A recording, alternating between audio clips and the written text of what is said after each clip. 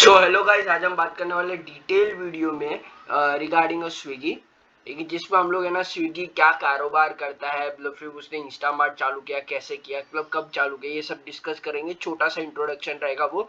Okay, उसके बाद हम लोग उसमें वैल्यूएशंस में भी आएंगे, पीएनएल में भी आएंगे, और उसके बाद हम ये भी डिस्कस करेंगे कि हमें इस आईपीओ में अप्लाई करना चाहिए कि नहीं करना चाहिए, मेरा पॉइंट ऑफ व्यू के लिए। ठीक है, इंट्रोडक्शन में आपको मैं यही बताऊंगा कि है ना वो इंडियन फूड डिलीवरी कंपनी है, जो हम सब जानते हैं। जोमेटो एक कॉम्पिटिटर है स्विगी का ही। 2014 में है ना ये स्टार्ट हुआ था, एंड इसका जो हेडक्वार्टर है वो मैंगलोर में है, जो कि 580 सिटीज में है ना ऑपरेट करता है, जो कि अच्छी बात है। एंड है ना जुलाई 2023 में इसने डाइवर्सिफाई करने की कोशिश की, इसने है ना इंस्टामार्ट ला लिया। ठीक है, जो कि क्विक कॉमर्स सर्विस देता है। ओके, एंड यहाँ पर हमें अगर हम बात करेंगे रेवेन्यू मॉडल की, रेवेन्यू में इनका देखोगे तो काफी हद तक नीचे गिरा हुआ है, लेकिन एक छोटी सी पॉजिटिव बात है, बाकी सब नेगेटिव ही बात है अगर आप देखा जाएंगे तो। 31 मार्च 2022, ठीक है, ये साल में इन्होंने है ना एसेट्स अच्छा था, 14,400 करोड़ का था। उसके बाद एसेट्स गिर गया 11,280 करोड़, उसके बाद और गिर गया 10,500 करोड़, फिर उसके बाद और गिरने के बाद 10,300 करोड़ के आसपास का एसेट्स धीरे धीरे कम होते गया। एंड रेवेन्यू की बात करें तो रेवेन्यू भी कम होता गया, 611 मतलब 6,111 19 करोड़, वहां से बढ़ गया था एक्चुअल में, बढ़ के है ना 8,714 करोड़, फिर वहां से बढ़ के 11,634 करोड़, फिर वहां से अगर आप देखोगे तो रेवेन्यू में शार्प गिरावट आई है 30 जून 2024 में 3,310 करोड़ का रेवेन्यू, मतलब मैसिव गिरावट हुई है। फिर प्रॉफिट आफ्टर टैक्स की बात करें तो ये एक अच्छी बात है कि इनका जो प्रॉफिट आफ्टर टैक्स है वो लास्ट में ना गिर गया है, मतलब प्रॉफिट आफ्टर टैक्स जो लॉसेस है वो कम हो चुका है।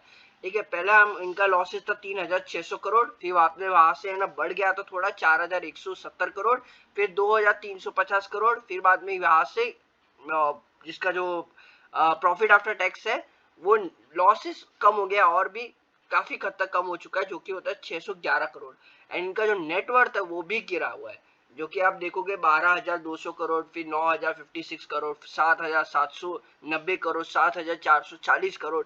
फिर रिजर्व्स देखोगे, रिजर्व्स नेगेटिव में। ये जो इंपॉर्टेंट बात यहाँ पर है ना, देखते हैं रिजर्व्स। देखो, कंपनी स्टार्टिंग में लॉसेस हर कोई करता है, ठीक है, बट कंपनी का है ना देखा जाए तो लॉसेस के बाद भी है ना एक अच्छा, मतलब है ना कैसे मान लेते कि कंपनी अच्छी है, क्योंकि उनका रिजर्व्स एंड सरप्लस देख के।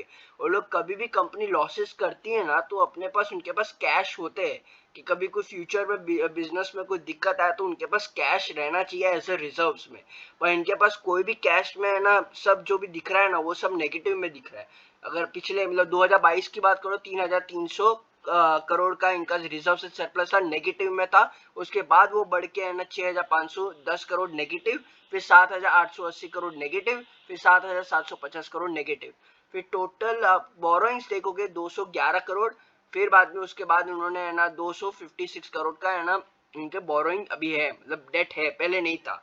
पहले ये डेट फ्री था, अभी डेट कंपोनेंट भी ऐड हो गया, जो कि रिस्क की फैक्टर होता है कंपनी के लिए। अगर आपको मैं ना बताना चाहूंगा स्विगी आईपीओ का बारे में, तो है ना 6% ही ग्रे मार्केट प्रीमियम है एज नाउ। जब भी मैं वीडियो बना रहा हूँ तब तक 6% ही ये दिखा रहा है।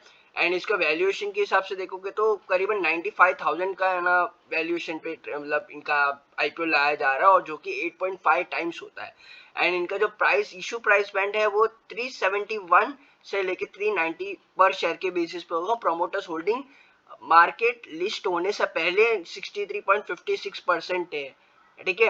एंड ना इसका जो आईपीओ का डेट है वही 6 से 8 तारीख के बीच में आएगा। एंड हाँ, यहाँ पर एक है ना प्रोमोटर्स का होल्डिंग भी काफी मायने रखेगा पोस्ट इशू, मतलब इशू होने के बाद से इनका क्या है ना रहता है। ओके, वो मायने रखेगा। 63.56% अभी दिखा रहा है, क्या है मेंटेन करेगा कि नहीं करेगा वो हमें जैसे ही लिस्ट होगा हमें मालूम पड़ जाएगा। तो अगर है ना मे भी अगर मैं मतलब देखूं तो है ना बहुत सारे आईपीओस भी ऐसे हैं जो है ना लॉसेस बिग कंपनी है, लेकिन फिर भी थोड़ा सा है ना उनको लिस्ट होने के बाद थोड़ा ऊपर आने चालू किया, लाइक मतलब मार्केट में खाली है ना 0.1% 2% नेगेटिव दिया और फिर मार्केट से उनको चढ़ाया गया है। ऐसे आईपीओस है ना बीच में आया था ओला का 1% 1.5% है ना नेगेटिव में लिस्ट हुआ था, उसके बाद उसने डबल करके दिया लोगों को। 2 दिन के अंदर 40% के आसपास लिस्टिंग गेन दिया आफ्टर मार्केट। तो आफ्टर मार्केट में भी है ना दे सकता है, लेकिन है ना मार्केट के सिनेरियो के हिसाब से देखूँ ना तो ये कंपनी में हमको अवॉइड करना ही बेहतर है, क्योंकि इनका जो रिजर्व्स है वो भी नेगेटिव में दिख रहा है। प्रॉफिट हालांकि है ना थोड़ा सा है ना इनका मतलब देखा जाए तो ये जो जून क्वार्टर के हिसाब से देखेंगे तो प्रॉफिट में थोड़ा ही कम मतलब लॉसेस है एज कम्पेयर टू प्रीवियस। तो भी आप देखते हैं अभी नेक्स्ट क्वार्टर अभी जो आने वाला है सितंबर क्वार्टर का, उसमें क्या है ना इनका रिजल्ट रहता है, उस हिसाब से जिनको एंटर लेना है तो उस हिसाब से भी आप ले सकते हो। Thank you for watching the video. Please like share and subscribe. Talk to you financial advisor before making any decision.